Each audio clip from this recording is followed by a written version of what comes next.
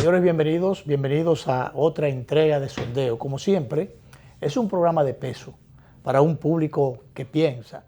Hoy es jueves y la habitual sección del general Félix Paniagua, Epopeyas y Próceres. Pues el general me dice que sí, que él tiene que le escriba, pero como... Hoy no va a poder estar con nosotros, Así que es. supongo que su tema era la Constitución. Sí, pero él está un poquito apretadito. Sí. Sí, la Constitución se cae de la mata. Obviamente. Y ayer justamente hubo, como generalmente se da, un acto de recordación a la primera Constitución, el 6 de noviembre en San Cristóbal. Allá están montadas los actos, las ceremonias propias de ese día, aunque por esas cosas que se dan aquí, se puso no laborable el día lunes, que era 4, y entonces el día que correspondiera el de ayer. Siempre he mantenido que el día de Duarte como el día de la Constitución, entre otras fechas de carácter histórico-patriótico, no deben ser movidas, no debieron ser movidas. Yo no sé, porque la intención fue buena. Peregrín fue el autor de la ley. E hizo como hombre de iglesia, hizo las diligencias debidas para proteger la fecha, que eso estuvo muy bien. Pero activa del santoral. Wilson Gómez no era presidente del colegio, del Instituto Duartiano todavía, que pudo haber defendido eso. Claro, claro. Y el doctor Milton Ray Guevara no era presidente del Tribunal Constitucional, que no estaba creado todavía, y por tanto no se pudo defender la fecha relativa a la Constitución.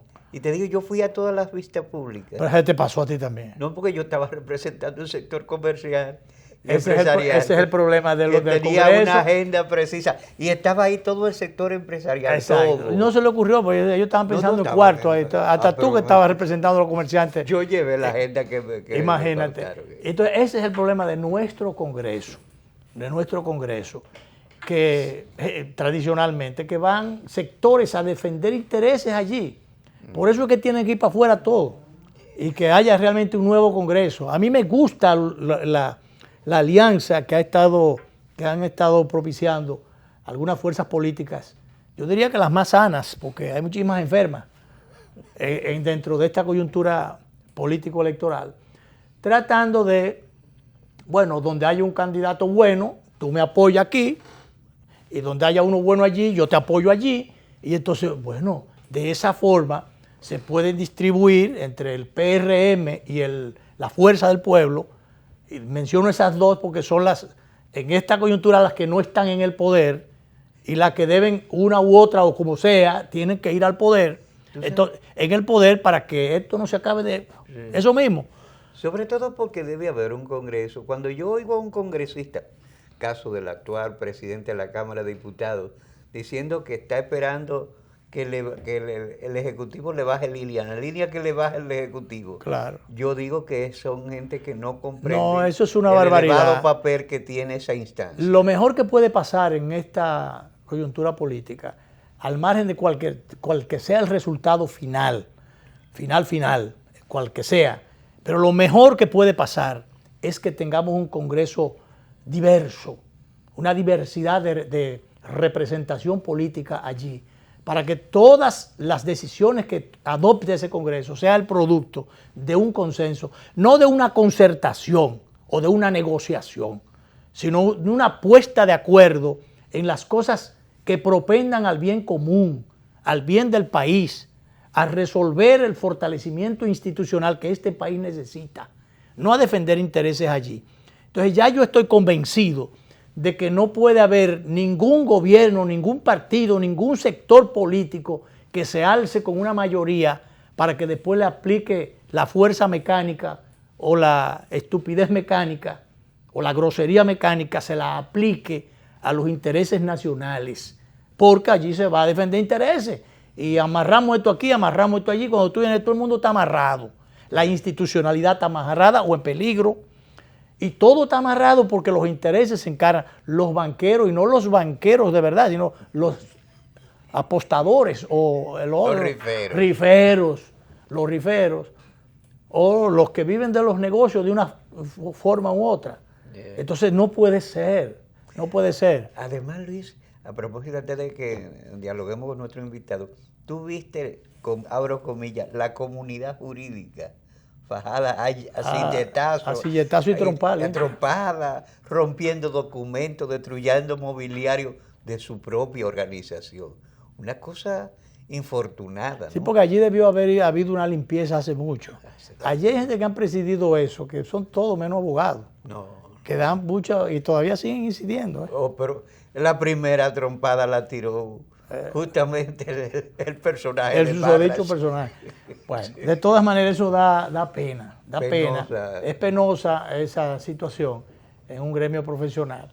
Que también ¿por qué no se encargan los legisladores de controlar esas cosas? Que realmente haya más rigurosidad en la aprobación Que a propósito, han aprobado una nueva ley del Colegio de Abogados que está siendo gestada por el sector empresarial.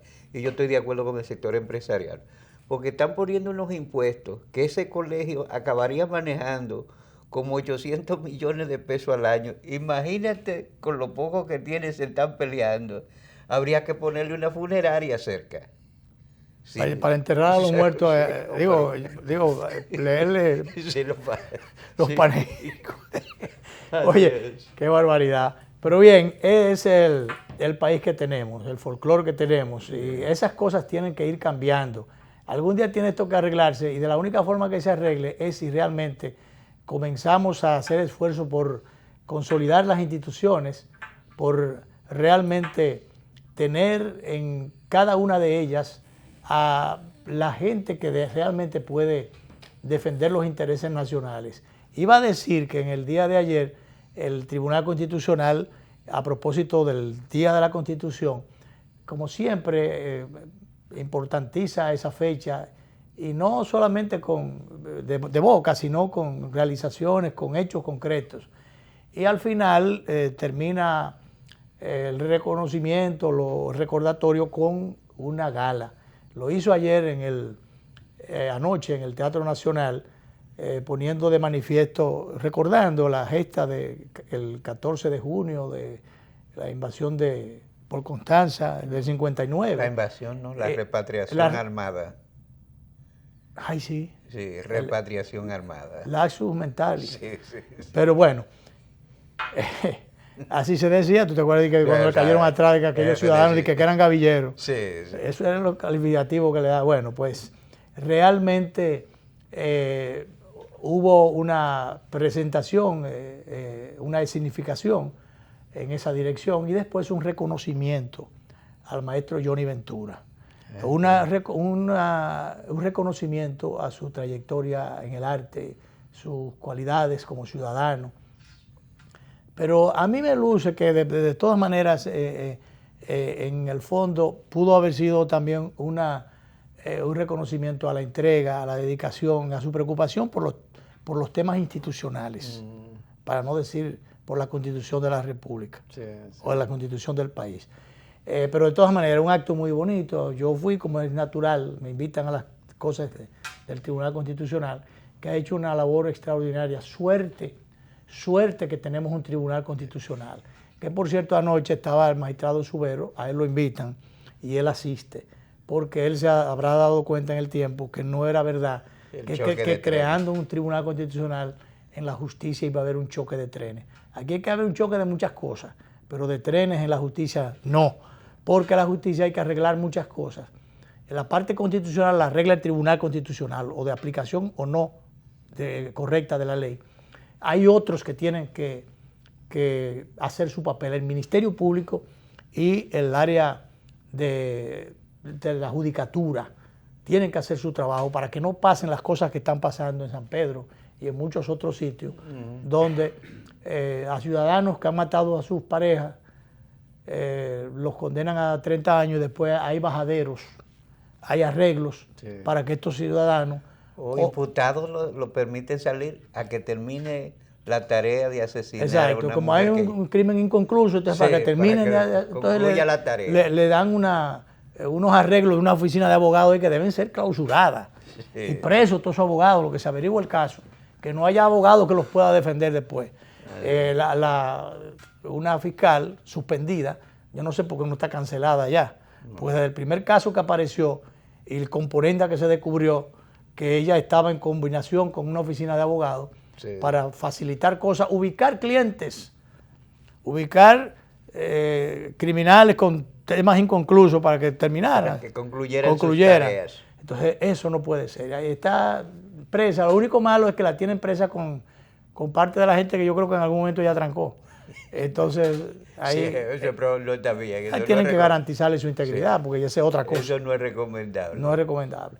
Bien, vamos a conversar en el día de hoy y dar la bienvenida formal a Luis R. Santos, un hombre de letras, pero que él entiende que las letras no deben estar tan distanciadas, o la política distanciada de las letras. Luis es un novelista de estirpe y un trabajador sistemático de la literatura.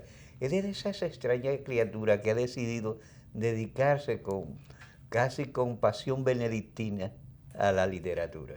Sí, pero él dice que en la literatura no solamente, yo no sé si él vive de la literatura, él vivirá de otra cosa. No, pero él entiende que aquel principio bíblico de que en principio era el verbo y el verbo se hizo carne. Bueno, pero el que yo sepa, y él, y tú y él saben más que yo, que realmente el único que aquí vive de las letras o de los libros, porque encuentra dónde venderlo y cómo mercadearlo, y hay que comprarlo y si no le da un bastonazo, es Euclides Gutiérrez. Después más nadie le da beneficio el vivir o se puede dedicar a vivir de las letras. Luis, bienvenido al programa. Bueno, gracias Luis y el viejo amigo Danilo Clime, que hemos compartido escenarios literarios y amistad por muchos años. Entonces, ustedes estaban hablando de la literatura y en un conversatorio que yo organizaba y encuesta, yo llevé a Marcio Veloz Magiolo y una de las cosas que les pregunté fue que si en el país se podía vivir de la literatura. Él me dijo que aquí se muere de literatura, pero no se vive de la literatura. Lo pueden enterrar con su libro debajo del brazo, pero... No, eso es parte del tipo de sociedad que tenemos. Así es. Es un mercado de lectores muy reducido, con, cada día. Sí, y con una sociedad con altos niveles de analfabetismo. Entonces, todo eso se combina y juega en contra de la producción literaria y de la lectoría. Entonces tenemos autoridades, por ejemplo, del Ministerio de Cultura y de Educación ahora, que no se han ocupado de enseñar, de crear hábitos de lectoría en los estudiantes. Se ocupan de otras cosas. Yo pienso que la principal tarea en un próximo gobierno ¿Está preocupado por la política entonces? Bueno, Clime... Debiste dejarlo terminar porque entonces él se va... No, pero realmente después que te diga sobre lo que yo pienso que hay que afrontar con seriedad en el próximo periodo gubernamental es el aspecto cultural relacionado con la educación. Yo he estado en contacto con profesores de las escuelas públicas y yo fui una vez a un pueblo y salí, esa noche tuve pesadillas y tuve una gran frustración al yo ver que estos profesores, que son quienes están enseñando a los hijos de los pobres en el país, son auténticos analfabetos. Ay, sí.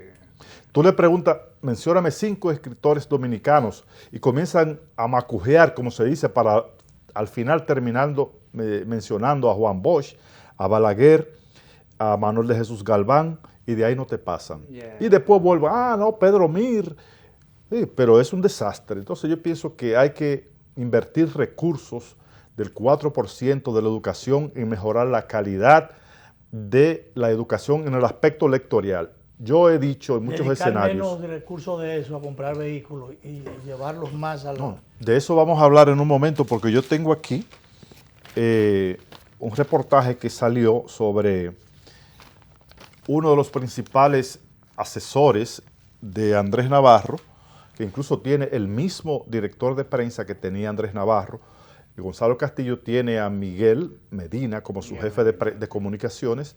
Me dice que es una persona muy emprendedora, no lo conozco. Bueno, yo no lo conozco en el aspecto personal, pero yo lo que quiero es referirme principalmente a ese aspecto de la política para contradecir, ya entramos en la política, Danilo, contradecir el discurso de Gonzalo Castillo, que yo soy sangre nueva. Entonces usted no puede ser sangre nueva cuando su entorno más cercano. Con prácticas viejas. No, es gente que está comprometida con cosas muy turbias. Cosas muy turbias. Por ejemplo, si esto no es turbio, si no es turbio, que alguien me lo explique. Por ejemplo, es una violación flagrante de la ley usted tener presupuestados, aquí lo tenemos, en el año 2018, 342 millones de pesos para compra de vehículos. Y reformulado 398 y devengado 396 y licitar por 1.553 millones. Estamos hablando de que usted ha triplicado lo que usted tenía presupuestado, aprobado en un presupuesto para compra de vehículos. Entonces, ahí, eso es un negocio turbio, ahí falta transparencia. Pero además de eso, este señor, que es de los principales asesores y del anillo del entorno más cercano de Gonzalo Castillo, cuando se iba de educación, nombró 8,000 personas de noviembre a febrero, gente que no tiene nada que ver con el sistema educativo, para hacerse líder y aspirar a la presidencia de la República. 8,000 personas que no eran maestros, que no tenían que ver nada con la educación. No, él comenzó a nombrar gente a nivel nacional. Eran activistas partidarios. Activistas partidísticos, cuadros para él hacerse líder. Porque en la administración de Danilo Medina, como él es el padre de esa práctica, sus allegados, su entorno, sigue los lineamientos del maestro.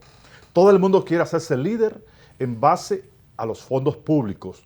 Y el 4% para la educación, que es una iniciativa muy importante para esta sociedad, ha sufrido de ese gran daño que les han hecho algunos funcionarios que han ido a esa institución a hacer campaña política con el dinero del 4% para la educación. O sea que han distorsionado la idea de que la práctica, con esas prácticas, la idea de que esos fondos fueran real y efectivamente al sector educación. Claro, porque es que no se ha invertido de manera inteligente, de manera adecuada el dinero del 4% para la educación. Por ejemplo, el gobierno gasta, vamos a poner 3,000, 4,000 millones en aulas, construyendo aulas, pero gasta 2,000 millones para publicitar esas aulas. O sea, o para arreglar esas aulas después, cuando la construyen en la escuela en una cañada y viene un arroyo y se la lleva, o cosas como esa, o algunos solares donde han construido, espacios donde han construido esas viviendas, esas escuelas, que no han sido lo más adecuado, ni tampoco se sabe hasta dónde se defendieron los fondos públicos con la ubicación, con los constructores, hasta dónde. Mira, en Bonao hubo un caso en días pasados de un grupo de estudiantes recibiendo docencia con sombrillas. Con sombrillas. Porque hicieron un liceo con todas los vicios de construcción posibles. Es una cosa insólita. Hace 4 años que construyeron ese liceo. Entonces, ¿dónde está ese constructor? Vamos, Luis, a una pausa con tu anuencia y volvemos para meternos de lleno en la política. El cambio impostergable. Luis es de lo que ha estado abogando por un cambio dentro de la dinámica de crecimiento que el candidato presidencial del PRM, Luis Abinader, ha estado proponiendo e impulsando. Pues Luis R. Santos está encabezando uno de esos movimientos que propende al cambio, con Luis Abinader a la cabeza. Vamos a una pausa, volvemos con él y...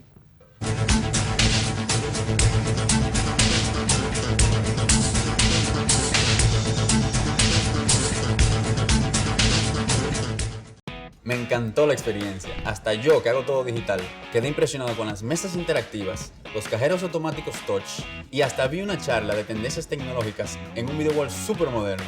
Yo que no tengo tiempo nunca para resolver, me reuní con un oficial y un especialista que me llevaron a un salón privado con pantallas táctiles y me asesoraron para lograr mi meta. Esta es mi primera visita de muchas. Ven a vivir la experiencia de la banca del futuro. Centro Digital Popular, Downtown Center, tercer nivel. Popular, a tu lado siempre. El Banco Central hace política monetaria. Para ello, utiliza la tasa de política monetaria, buscando incidir en las tasas de interés a que los bancos captan ahorros y prestan para el consumo de los hogares y la inversión de las empresas. El objetivo de la política monetaria es mantener la inflación en torno a una meta definida por el Banco Central, logrando la estabilidad de precios y contribuyendo a crear las condiciones para un crecimiento económico sostenido. Banco Central de la República Dominicana, por la estabilidad y el crecimiento. De lunes a viernes, de 8 a 9 de la noche, A Ganar. Órgano de difusión de la Gran Alianza Nacional Renovadora. Ganar. Todas las personas que de alguna manera... Con Lindsay Casahara, Juárez Castillo, Nanfi Rodríguez y José Gregorio Cabrera. A Ganar. Por Teleimpacto. Canal 22 de Altiz, 52 de Aster y Claro.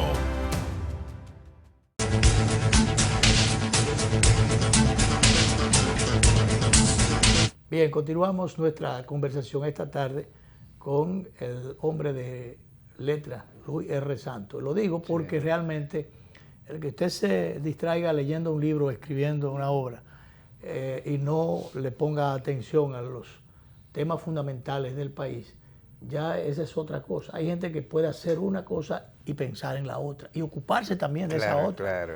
Entonces Luis R. Santos está en esa tesitura, en esa decisión que ha adoptado. No sé si te interrumpía con el tema que hablabas de el tema de corrupción, especialmente el tema de la educación, que se han distraído dinero que deberían ir más, ser focalizados directamente a ese problema que sigue siendo todavía un problema fundamental. Resuelto el problema de la educación, se resuelven los otros, por añadidura, los otros problemas. Pero el de la educación se le han dedicado todos los recursos del mundo y nos faltan maestros, nos faltan escuelas, o tenemos escuelas dañadas, o nos faltan libros, o nos faltan muchísimas cosas. Y resulta que, entonces, ¿por dónde es que vamos a comenzar? Bueno, Luis, entonces, te has metido has tomado esta decisión bajo cuáles parámetros, partiendo de dónde y de qué, y qué tan confiado estás de que con un cambio en el mando, con un cambio en las cabezas del país, se pueden cambiar muchas otras cosas y se pueden echar a un lado muchos de los males que desde hace mucho tiempo nos están haciendo daño, porque hay males que no son nuevos, son incluso recurrentes. Sí, mira Luis, yo soy una persona que tengo una experiencia política de muchos años, porque yo he trabajado de cerca con Hipólito Mejía, trabajé de cerca con Hipólito Mejía y trabajé muy de cerca con Danilo Medina. Entonces, yo estoy ahora dándome una última oportunidad como ciudadano y no puedo sumarme al cinismo nacional de no creer en los políticos, porque el accionar del poder en República Dominicana ha llevado a que mucha gente diga todos son iguales, yo no creo en nadie, y tienes razón. Entonces Luis Abinader está ahora, por ejemplo, ahora habla de un código de ética para la campaña y luego un código de ética más severo para el gobierno. Nosotros necesitamos que un presidente dé el ejemplo, nosotros necesitamos paradigmas, nosotros necesitamos un presidente que les enseñe a sus funcionarios que ellos no van a ir a abusar del dinero del Estado, que ellos van a ir a administrar, porque hay un asunto, usted lo eligen presidente de la República, el pueblo ha delegado en usted la responsabilidad de administrar el Estado. Entonces cada funcionario es responsabilidad del presidente. Y aquí se usa excusar al presidente de que no, el presidente no tiene que ver con eso. Es una responsabilidad del presidente que sus funcionarios actúen bien. Entonces a Luis yo pienso que las condiciones están dadas para que él sea presidente. Pero él sabrá qué hace con su capital, con el capital político que va a poner el pueblo en sus manos. Yo le dije una noche a Danilo Medina, en una primera reunión que sostuve con él, que yo lo oía hablar a él y me convenció. Y es decir, usted llega al poder y usted no hace ni siquiera el 60 o 70% de lo que está haciendo, sería una gran defraudación para el país. Y el problema mío no es, por ejemplo, con asuntos materiales. Danilo ha hecho muchas cosas materiales, pero detrás de esas cosas materiales hay un gran desorden institucional, hay un gran dispendio de fondos públicos y mucha gente haciendo negocios a través del tráfico de influencia, incluso en su entorno. O sea que con esos mismos fondos se pudieron haber hecho muchas más cosas. Pero lo dicen los estudios de organismos internacionales, lo dicen instituciones que no son políticas, es que hay un gran dispendio. Entonces el problema, por ejemplo, de esta administración es que cree que si gasta 10 pesos en gallinas, tiene que invertir 20 para que el cacareo de esas gallinas lleguen a todo el país. O sea, hay un gran dispendio, hay una necesidad de hacer cosas en los medios para vender la idea de que todo es magnífico, de que todo está bien, de que todo se está haciendo como Dios manda. Entonces ese es un problema que tiene esta sociedad. Y en el caso, volviendo al caso de Luis Abinader, la sociedad dominicana tiene que reflexionar si podemos seguir así. Porque yo digo... De entrar a Luis Abinader, usted trabajó con Hipólito y con Danilo. ¿Esas fueron para usted experiencias frustradas? Pero claro que sí. ¿Por qué? Primeramente, yo trabajé con Hipólito desde muy jovencito. Yo soy agrónomo. Y una de las últimas entrevistas que yo no registraba que Luis era agrónomo. No, yo tampoco. Sí, yo tú sabes que Pablo Macchini también es agrónomo. Pablo Macchini y yo somos del mismo grupo, somos del mismo año, de la misma promoción y vivíamos uno al lado del otro. Entonces yo crecía en el entorno del PRD con Hipólito Mejía y con Peña Gómez y Eligio Jaques. Entonces una de las últimas entrevistas que yo le conseguí a Emilia Pereira con Hipólito Mejía en el 99, Hipólito Mejía maldecía la reelección. Sí. Entonces mira lo que hizo. Entonces, ¿cómo una persona no puede sentirse frustrada cuando desde joven está oyendo un discurso y luego en la práctica se hace otra cosa? Danilo Medina por igual. Danilo Medina me convenció a mí al país de que la reelección era una fatalidad. Y si no se le planta el pueblo, Leonel Fernández, Luis Abinader y la sociedad civil, Danilo modifica 2 veces la Constitución para repostularse. Entonces, como no pudo, utilizó el dinero del Estado, un despilfarro enorme para imponer un candidato, porque él cree que el poder, o sea, el dinero del Estado lo puede todo. Y esa es la gran equivocación que tiene Danilo Medina en esta coyuntura, que cree que como él impuso un candidato mediante el fraude, la corrupción y el dispendio de los fondos públicos, puede imponerle al país un candidato con esas condiciones. Pero el pueblo está observando y se está dando cuenta de que ese candidato no representa realmente ninguna sangre nueva. Por unas cosas que yo dije anteriormente, porque Gonzalo Castillo es un hombre del poder, un hombre que ha estado asociado a los negocios del Estado y que su fortuna se ha hecho a través del tráfico de influencia, se ha hecho a través de su cercanía con el poder. Entonces no es sangre nueva. Entonces yo creo que sí, realmente se le debe dar la oportunidad a Luis Abinader y ellos tendrán una gran responsabilidad. Yo lo vivo diciendo, yo no soy un hombre que ando ganando aplausos dentro del PRM o de la política, no, yo soy un hombre crítico. Tú sabes, Clime, que cuando las personas que se han formado en una sociedad se les venden al poder de manera incondicional, el poder, el país anda mal, va mal, y eso es lo que está pasando. Los intelectuales del PLD están todos en el gobierno, callados, recibiendo cheques, siendo embajadores, no hay crítica en el país. Entonces, si nosotros llegamos al gobierno, el hecho de que a mí me nombren en cualquier posición, eso no significa que yo voy a cambiar mi forma de pensar. Porque yo en el gobierno de Hipólito Mejía ganaba un salario bueno, de lujo en cierta medida. Y yo voté en contra de Hipólito Mejía en el 2004. Porque Hipólito Mejía, o sea, mis principios, él me los vendió. Y alguien me llamó traidor porque yo voté por Leonel Fernández en el 2004. Dijo, traidor es el que hace lo que hizo Hipólito Mejía, que vendió una idea de que no se podía repostular, de que era una maldición del país, y se repostuló aún en condiciones muy difíciles para el PRD y para el gobierno en aquel entonces. Entonces, el que va al gobierno a entregar su cabeza, si es un pensador, entonces eso lo que le hace es mucho daño a la sociedad. Luis está hablando y yo me encuentro retratado en él, porque yo no hablo de mis cosas, porque realmente sí. Tú tenías esa cachachanería con Hipólito, claro, y todo. No, pero a mí me ha pasado ya varias veces. Sí. Yo no hablo de esas cosas, pero yo lo oigo hablando y me veo retratado. Déjame decirte, yo le dije a Luis que Hipólito estaba buscando la reelección y dice, entonces Luis me dijo, mira, eso es falso, porque Hipólito me dijo, Luis, mírame a los ojos, hay que estar aquí.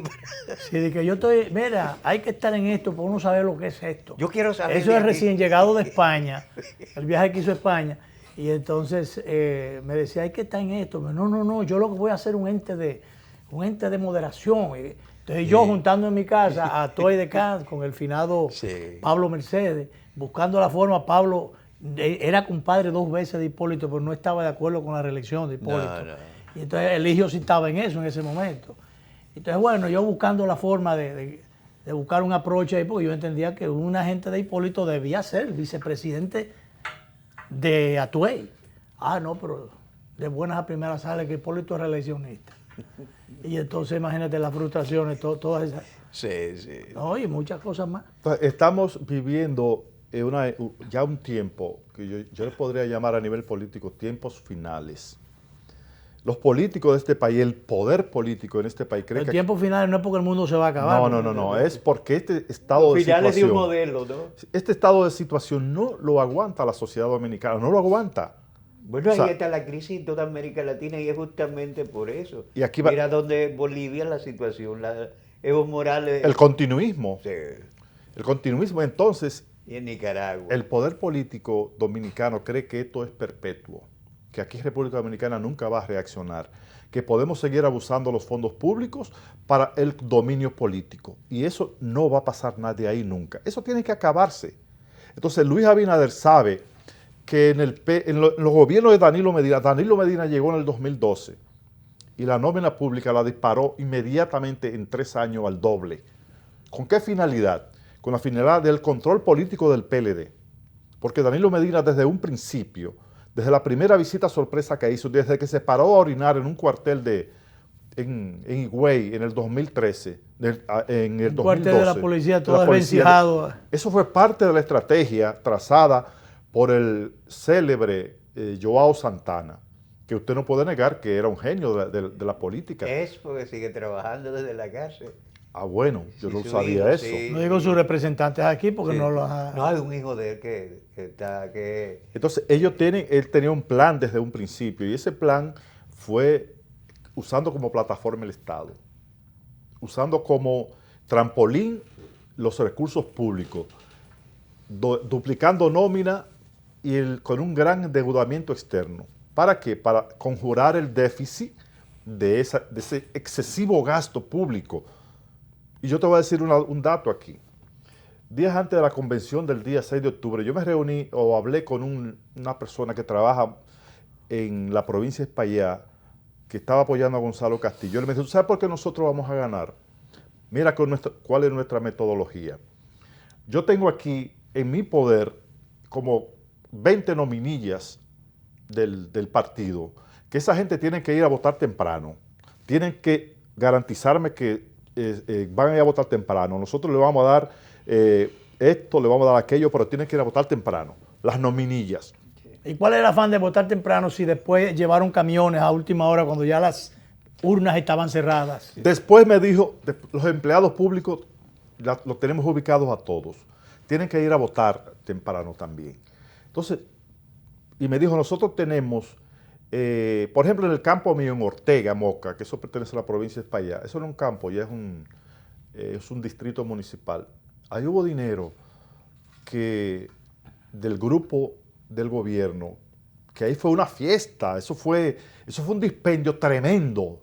Entonces, aquí alguien habló de 3.000 millones de pesos para ese día. Yo pienso que hubo más dinero. Eso es incontable. Eso es incontable. Tú no viste en un sitio, un almacén, en las redes se veía un almacén donde estaban llevándose motores, llevándose cilindros de gas, estufa, nevera, o sea, era un entre en todo.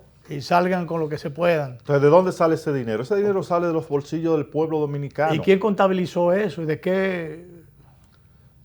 Entonces, eso es de lo ¿De qué funda salieron esos dineros? De eso es lo que yo creo que el país tiene que librarse ya. Vamos a hacer la última pausa. Luis R. Santos, nuestro invitado esta tarde, está en el proyecto. Tú no estás en el PRM, pero estás en el proyecto de Luis Abinader.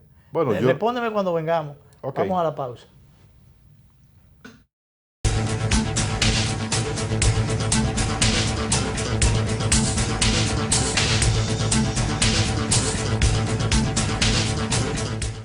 Impresionante. Yo siempre hacía todo en la sucursal tradicional y en esta aprendí que puedo hacer muchas cosas desde mi casa. Incluso me invitaron a una charla de finanzas con propósito para aprender a manejarme financieramente. Soy un duro ya. Solo usaba Telebanco para consultas, pero hoy aprendí a pagarlo todo usando el app y Te Pago. En una mesa con diferentes celulares, tabletas. ¡Una maravilla! Ven a vivir la experiencia de la banca del futuro.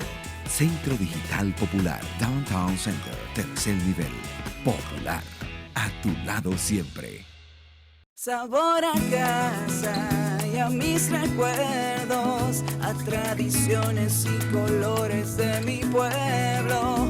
El mismo aroma de todo el tiempo, el sabor que inspira y a mí me enamora. El sabor de mi pueblo ese que siempre llevo dentro junto a todos mis recuerdos, porque la buena amistad sabe a café.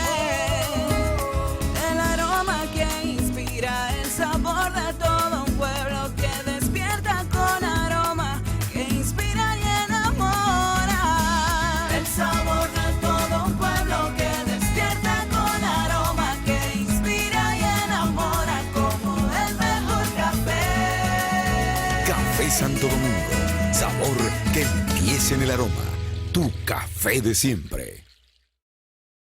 ¿Qué harías si te ganas $1.000.000? $1.000.000. Banreservas premia tus ahorros todas las semanas y te hace millonario. Por cada $500 o su equivalente en dólares que incrementes en el balance promedio de tu cuenta de ahorros Banreservas, generas un boleto electrónico para ganar premios de $100.000 semanales y un premio final de $1.000.000. Banreservas, el banco de los dominicanos.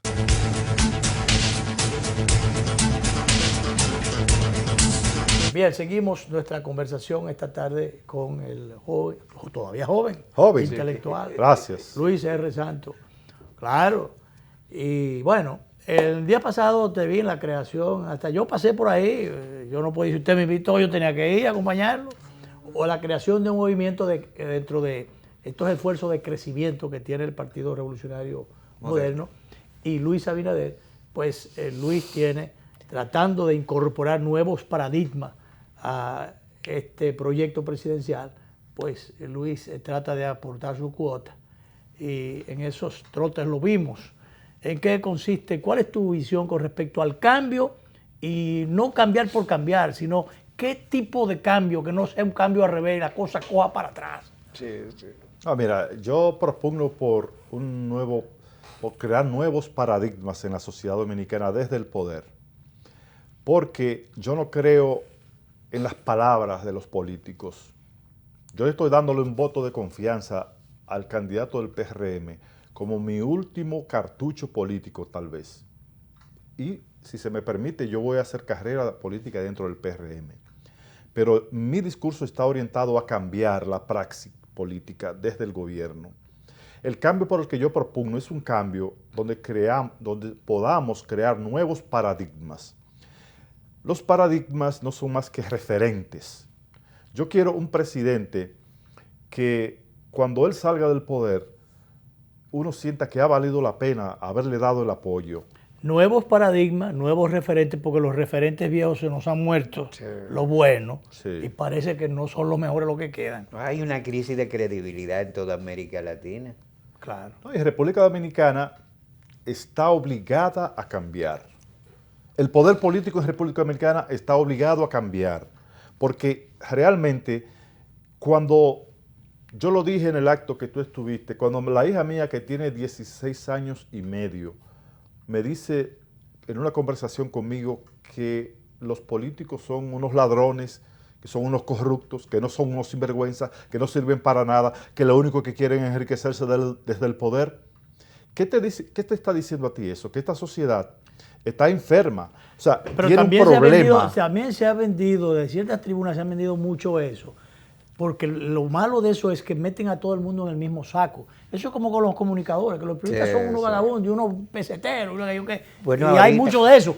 Pero el problema es que no todo el mundo está en el mismo paquete. Ahorita Luis, y con los políticos yo creo que se hace un gran daño. Ahorita Luis dice, estaba haciendo la cuenta que se gasta en publicidad. Mucha gente habla de esos presupuestos millonarios en publicidad. Nosotros no lo hemos visto. No, ni siquiera un chorrito. Entonces, Luis, el problema es que nosotros, para mí, el subconsciente nacional está enfermo. Muchos jóvenes ven a la actividad política como algo pecaminoso. Entonces, por eso que yo propugno, porque la decencia vaya al Estado. Mira, yo no estoy esperando una revolución moral, porque hacer una revolución moral toma mucho tiempo, pero sí se puede. No, tendría que trancar mucha gente, y eso entonces tampoco eso es posible. Bueno, lo de trancar gente yo creo que habrá que trancar, porque habrá cuentas que serán tan escandalosas cuando se les pase, cuando eso llegue a la luz pública habrá que tomar medidas. Además, si usted pone un Procurador General de la República independiente es para que vigile el pasado y controle el presente. Porque un problema grave que tenemos en nuestra sociedad es que el Procurador General de la República, el actual y muchos otros, no son procuradores para perseguir el crimen, sino para encubrirlo. No procuran nada. No, son gente que son empleados de baja categoría del presidente de la República. Entonces yo espero que Luis Abinader ha dicho que va a independizar en la Procuraduría de todo el Poder Ejecutivo. Eso sería una operación sostenida. Eso sería un gran avance para el país. Y yo propugno, por ejemplo, que la ley de declaración jurada de bienes se haga anual. Yo soy ministro de tal cosa, yo entro y al año tengo que hacer una declaración jurada de bienes, se la entrego a la Contraloría General de la República y a la Procuraduría General de la República para que verifique cómo se ha ido aumentando mis ganancias y mi fortuna. Aunque hay mucha gente que mete el dinero debajo de los colchones, claro, pero en algún momento lo sacan. Sí. Entonces, tú tienes que estar pendiente tú sabes de eso. ¿Qué otra cosa que aquí no se toma en consideración, pero que eso es más mortal que cualquier otra? El dejar a los funcionarios por demasiado tiempo en las funciones. Inclusive, hay gobiernos o hay presidentes que a pesar de que las leyes orgánicas, en el caso de los militares, por ejemplo, y policías, pero en otros casos, que estipulan que por un determinado periodo tienen que estar en sus funciones. No, entonces los dejan ahí eterno como que no pasó nada. Y entonces yo creo que tú dejar a un ministro o un secretario de Estado los 4 años en una secretaría, o a un ministro de la guerra en tiempos de paz, o a un jefe de policía, eso es demasiado tiempo. Usted no le puede dar más de 1 año.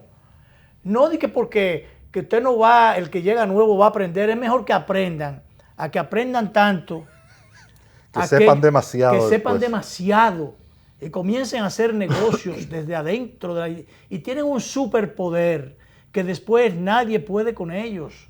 Entonces eso es demasiado y una permisividad, porque se meten en demasiados terrenos. Y eso es en todos los gobiernos. Tú lo has visto también, cuando uno ha pasado y ha sido amigo de muchísimos presidentes y ha contribuido a subir a muchísimos presidentes, desde lo que uno hace y sabe y los contactos que tiene, uno se da cuenta después, y ahí vienen los grandes desengaños. Primero para uno, que contribuyó en alguna medida a que ese proyecto fuera una realidad. Entonces, los desengaños después se van multiplicando. Termina el pueblo entero desengañándose después que le da los votos a un proyecto político. Y eso es recurrente. Viene uno malo, viene otro que no sirve, el otro que es peor, y en eso seguimos. Entonces, ¿el país puede seguir así? Pero claro que no. No puede seguir así. Entonces, una de las cosas que también hay que enfocarse en el futuro inmediato aquí en el país es en el poder del dinero en la política. Mira el caso del el cañero, el señor Alfredo Martínez, el síndico de... Con todo y ser síndico. Óyeme, el señor Martínez dijo, el PLD pronto pasará a llamarse el Partido de los Riferos y los Aguanteros, porque hay una profusión de candidatos. Oye, hay mucho de eso, no es de ahora, hace un tiempo. Bueno, hay mucho de por eso. ejemplo, el difunto Juan de los Santos llegó a ser jefe del comité político, uno de los jefes del comité político del PLD. ¿Tú crees que en un partido que Juan Bosch estuviera ahí y que un gran aguantero con muchísima banca de apuestas iba a ser jefe de ese proyecto político? Lo que pasa es que con Juan Bosch las cosas no se manejaban así. Entonces ahora lo que tenemos es a una maquinaria política que se maneja en base solamente al dinero. Y ellos todavía tienen el cinismo, porque no hay cosa más cínica que un político en el poder. Con mucho poder. Que ya no tiene nada que decir, que usan a Juan Bosch como un referente todavía. Es una desvergüenza cuando yo oigo a esta gente hablando de Juan Bosch, ir a la tumba de Juan Bosch, gente que ha hecho fortunas en base al tráfico de influencia y en base a la corrupción. Entonces, la República Dominicana, el dinero tiene que comenzar a ser medido, porque esta cleptocracia... Cuando tú hablaste de Juan Bosch, yo pensé, bueno, que Juan Bosch se murió, ya murió. Y recordé una vez que yo creo que fue que dijo de que el que perdonaba en el PRD se murió. Sí, era Peña Gómez. Sí. Oye, Peña Gómez perdonaba, qué alma noble. Perdonaba a tanta gente. Sí, los perdono a todos. Y bueno, y cuando murió, antes de morir, horas antes, dice, los perdono a todos. Sí. Entonces, Luis, antes de retirarnos, yo quiero reflexionar sobre el cambio impostergable, que es la plataforma que yo estoy trabajando. El cambio impostergable. No puede esperar el cambio. No puede, pero no es de palabra, no es un cambio de personas, sino de actitud. Es enfocar la política y el poder hacia la decencia. Tú estás proyectando eso como una plataforma en la que se soporte el proyecto de Luis Abinader, o que forme parte, un pilar dentro de esa plataforma. Pero bien, ¿hasta dónde tú has conversado y te has convencido de que, o Luis se ha convencido de esa necesidad, y tú estás seguro de que Luis entiende que realmente eso se puede hacer y él está en capacidad de aplicarlo?